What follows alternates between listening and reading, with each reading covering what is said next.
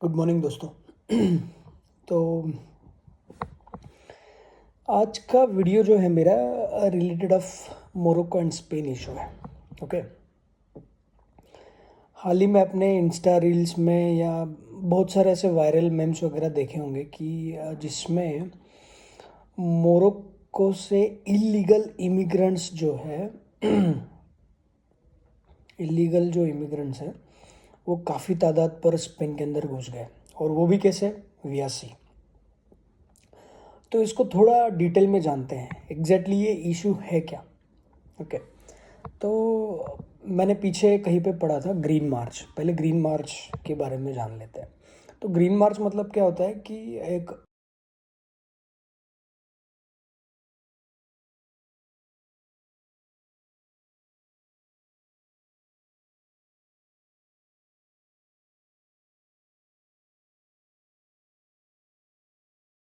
तो अभी जो मोरक्को और स्पेन का जो इशू है वो सिमिलर काइंड ऑफ, अगर आप देखोगे तो नियर अबाउट 65,000 अप्रोक्सीमेटली जो मोरक्को से लोग हैं वो स्पेन में आ रहे हैं। स्पेन की एक सिटी है सेटू। तो मतलब ज़्यादा डिस्टेंस नहीं है दोनों में। मोरक्को अफ्रीका कॉन्टिनेंट में आता है और स्पेन तो है ही इधर। ओके। तो इसमें ज़्यादा डिस्टेंस ना होने की वजह से बहुत सारे लोग मतलब पानी में तैर के आ रहे हैं। ओके। और ये सारे इलीगली आ रहे हैं। और ये जितने भी 65,000 लोगों ने, तो मोरक्को की गवर्नमेंट ने क्या किया, ये सारे अपराधी थे। मतलब ऑलमोस्ट सारे अपराधी थे, छोटे मोटे, किसी गुनाह मतलब कोई गुनाह किया हुआ था उन्होंने, कोई सज़ा काट रहा था, तो सबको उन्होंने माफ़ीनामा दे दिया और बॉर्डर पे लाके छोड़ दिया। और जैसे ही मोरक्को के बॉर्डर पे, मोरक्को और स्पेन के बॉर्डर पे लाके छोड़ दिया, तो वहाँ के लोग जो है वो मोरक्को की बॉर्डर क्रॉस करके स्पेन में घुसने लगे तैर के, मतलब। तो अभी ये जो इशू है इतना बड़ा हो गया है कि जैसे आप देखो कि एक एक स्मॉल साइज़ का ये सिटी होगा अपने यहाँ पे। अभी जैसे सिटू जो नाम का सिटी है, उस आप कंपैरिजन के लिए ले लो अपने यहाँ का जो भी एक कोई मिड साइज स्मॉल सिटी के टाइप का है, और आप इमेजिन करिए कि अगर एक साथ में लगभग 65,000 अगर लोग उस सिटी में घुस जाएंगे, और जो भी मतलब ऑलमोस्ट उसमें से 90% से ज़्यादा जो लोग हैं या 99% जो लोग हैं वो गुनहगार हैं। ओके। अभी वो जब स्पेन की सिटी में घुस गए तो वो क्या करेंगे, वो कुछ नहीं लेके आए साथ में, ना खाना ना पीना, कुछ नहीं, चड्डी बनियान जो पैंट वैंट जो है उसके ऊपर ही तैरते तैरते आए। अभी वो क्या कर रहे हैं, जो स्पेन की सिटी है उसके वहाँ पे जो लोग रह रहे उसके उनके घर के अंदर घुस रहे। ओके।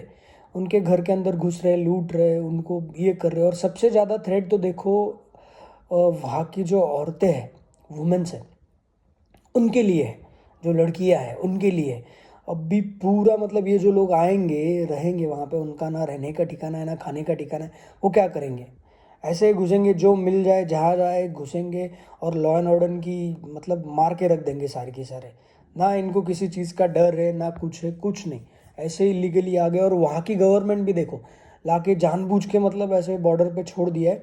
और स्पेन के अंदर घुसने के बाद स्पेन की जो पुलिस वाले उनको काफ़ी रोकने की कोशिश कर रहे हैं। बट आप यू इमेजिन कि एक सिटी, एक मिड साइज सिटी, इतनी सारी पुलिस फोर्स भी उनके पास नहीं होगी जो एक साथ में उनको रोक सके बॉर्डर पे। और अभी यहाँ पे काफ़ी बवाल हो गया है।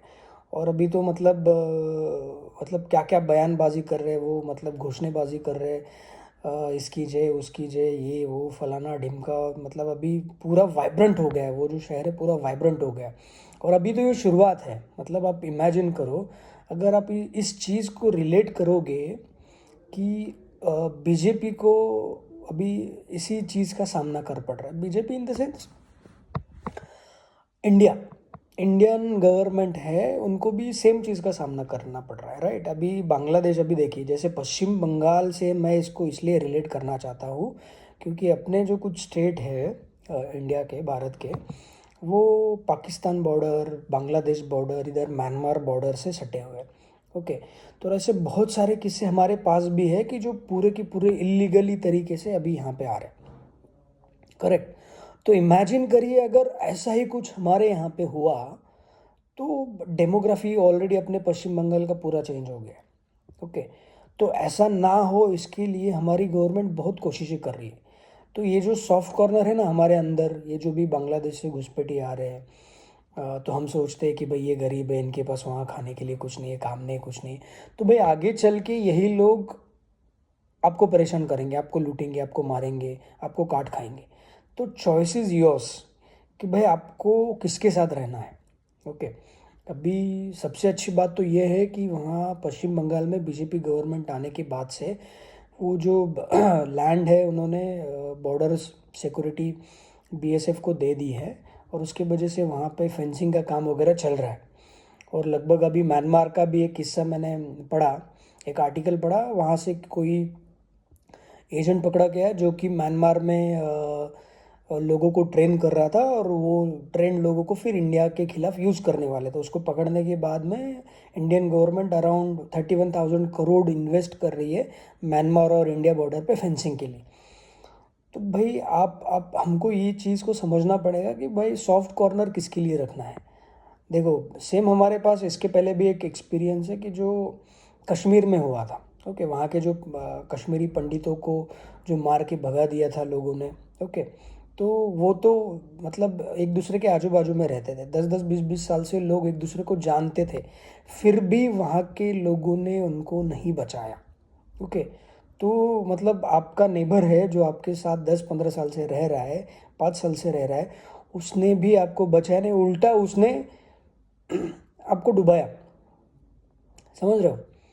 तो आप आपको ये चीज़ समझनी पड़ेगी कि कहीं पे इसको जाके रोकना है तो हमारा जो सिविक सेंस है उसको भी जगाना पड़ेगा कि भाई आपके आजू बाजू में कौन रह रहा है, वो कहाँ से आया है। आप अगर आप किसी को रहने के लिए जगह दे रहे हो, घर दे रहे हो, ओके, तो उसकी पूरी छानबीन करनी चाहिए। ओके। और उसके बाद ही कोई भी अननोन पर्सन है तो उसको आपको मतलब सहारा देना है। ओके। और सिंपति एक अलग जगह होती है, आप सिंपति दीजिए। अगर कोई इंडियन है, वो यहीं पे है, रहता है, आप उसको जानते हो, बहुत सालों से देख रहे हो, वो सच में गरीब है, ओके, तो उसको आप सिंपति दीजिए। बट ये जो बाहर से आने वाले लोग हैं, जो इंडिया का डेमोग्राफी चेंज करना चाहता है, इंडिया के टुकड़े टुकड़े करना चाहता है, उन लोगों को भाई मेरे हिसाब से हमको तारा नहीं देना चाहिए।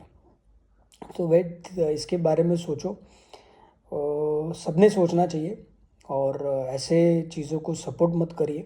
ओके। और जेंसी को मेरा मतलब ये है कि रिक्वेस्ट है कि भाई थोड़ा सा शांति से सोच के आप थोड़ा रिस्पांस दीजिए, क्योंकि क्विक रिस्पांस की वजह से बहुत बार ऐसा होता है। अभी सीजेपी का जो प्रोटेस्ट हुआ था उसमें भी हमने देखा कि प्रोटेस्ट में बहुत सारे लोग आए, ये बच्चे आए, 18 साल के, 20 साल के, 16 साल के, और उन्होंने बहुत सारी चीज़ें की, गवर्नमेंट को गालियाँ दी, ये किया वो किया। और बाद में जब उनको रियलाइज़ हुआ कि हमने गलत वीडियो बनाया, हमने गलत गालियाँ दी वगैरह, अभी वो माफ़ी मांग रहे भाई। बट अगर टाइम निकल गया ना तो उसका कोई फ़ायदा नहीं होता है। तो आप आपके खुद के बारे में सोचिए, अपने देश के बारे में सोचिए, आपके फैमिली के बारे में सोचिए, और उसके बाद में सारी चीज़ें करिए। ओके। हम मैं ये नहीं बोलूँगा कि प्रोटेस्ट मत करो, सही चीज़ के लिए आपको प्रोटेस्ट करना चाहिए, और प्रोटेस्ट में शामिल भी होना चाहिए। बट ये ध्यान में रखना चाहिए हमने कि भाई हमारे वजह से किसी को नुकसान ना हो, किसी को प्रॉब्लम ना हो। हम क्यों किसी को गाली दें, हम क्यों किसी के बारे में बुला भला कहें, है ना?